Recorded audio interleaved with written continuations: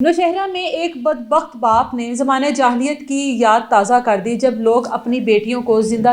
کر دیا کرتے تھے۔ اس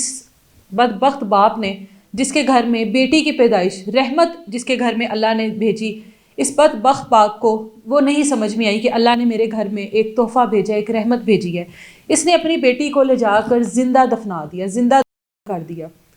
اہل علاقہ نے، ارد گرد کے لوگوں نے شک کی بنیاد پر ریسکیو کو اطلاع دی کہ شک ہے کہ یہاں پر کوئی بچی کو یا بچے کو دفنا کر گیا ہے۔ ریسکیو ٹیمیں فوری طور پر پہنچی اور جب قبر کو کھودا تو اللہ کا یہ معجزہ تھا کہ بچی زندہ سلامت قبر میں موجود تھی۔ بچی کو نکالا گیا۔ شدید سردی کی وجہ سے بچی کو نمونیا، بخار ہوا اور بچی کو فوری طور پہ ریسکیو کر کے ہسپتال لے جایا گیا۔ ہسپتال لے جانے کے بعد ایک ہفتے تک بچی جو ہے وہ وہاں پر زیر علاج رہی اور اس کے بعد بچی کے والدین کے بارے میں کچھ پتہ نہیں لگا۔ لیکن ان سب چیزوں میں ایک سب سے بہترین چیز جو ہوئی وہ یہ ہوئی کہ میجر وقاص صاحب جنہوں نے اس بچی کو گود لے لیا، ہسپتال میں گئے اور اس بچی کو گود لے لیا صرف اس وجہ سے کیونکہ اس بچی کے والدین کا پتہ نہیں لگا کہ اس کے والدین کون ہیں۔ ظاہر ہے اگر اس کے والدین کا پتہ لگ بھی جاتا تو اس وقت باپ کے حوالے دوبارہ اس بچی کو کرنا اس بچی کے لیے کا سامان تیار کرنے والی بات تھی کہ دوبارہ اس طرح کے جاہل اور باپ کے پاس اس بچی کو چھوڑ دیا جاتا۔ میجر وقاص صاحب جو ہیں جب انہوں نے اس بچی کو گود لیا تو وہ زاروں قطار رو رہے تھے بچی کو گود میں پکڑ کر، اور انہوں نے اعلانیہ بولا کہ میں اس بچی کو گود لے رہا ہوں، اس بچی کی ذمہ داری لے رہا ہوں۔ سوشل میڈیا پر آپ ویڈیوز دیکھ رہے ہوں گے جس طرح سے وہ زاروں قطار بچی کو گود میں لیے رو رہے ہیں، اور ایک اذیت کا سماں ہے اور ایک خوشی کا بھی سماں ہے۔ اذیت اس چیز کی کہ کیوں لوگ گھر میں آئی ہوئی رحمت کو، کیوں لوگ اللہ تعالیٰ کی دی ہوئی نعمت کو اس طرح سے ٹھکرا دیتے ہیں۔ ایک باپ کا، ایک ماں کا کس طرح سے حوصلہ پڑ جاتا ہے کہ ایک بچے کو پیدا کرنے کے بعد اس کو زندہ آپ لوگ زمین میں دو، زندہ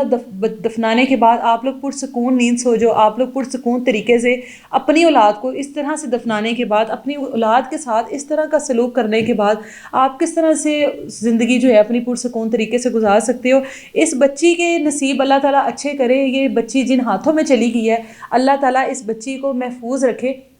اور اس کی جنہوں نے ذمہ داری اٹھائی ہے اللہ تعالیٰ ان کو اس پر ثابت قدم رکھے۔ ہم امید کرتے ہیں کہ جو میجر وقاص صاحب ہیں اس بچی کی ذمہ داری اگر انہوں نے اعلانیہ لی ہے اور اس بچی کو گود لیا ہے تو یقین ہے کہ وہ اس بچی کا بہتر خیال رکھیں گے، اور شاید اس بچی کے لیے اللہ تعالیٰ نے کچھ بہت ہی بہتر سوچا ہوا تھا جو اس کو میجر وقاص صاحب کی گود میں ڈال دیا۔ شاید اس بچی کے نصیبوں میں اس طرح کے باپ کا ساتھ نہیں تھا، ایک شفقت والے ہاتھوں میں اس بچی کو پلنا تھا، ایک اچھے ماحول میں اس بچی کو پلنا تھا، جس وجہ سے یہ سارا جو ہے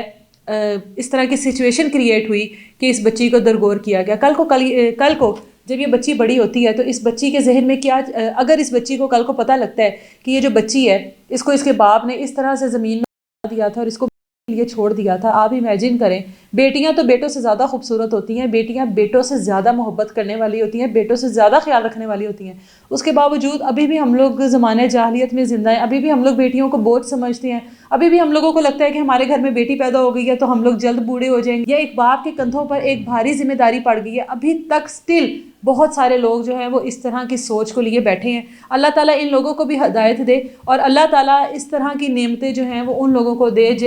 جو واقعی اس کے حقدار ہیں، جن کو پتہ ہے کہ بیٹی کیا ہے، جن کو پتہ ہے اولاد کیا ہے، جن کو پتہ ہے بیٹا کیا ہے۔ یہ لوگ جو ایک اس طرح کی اولاد جو ان کو چاہیے ہی نہیں ہوتی ہے،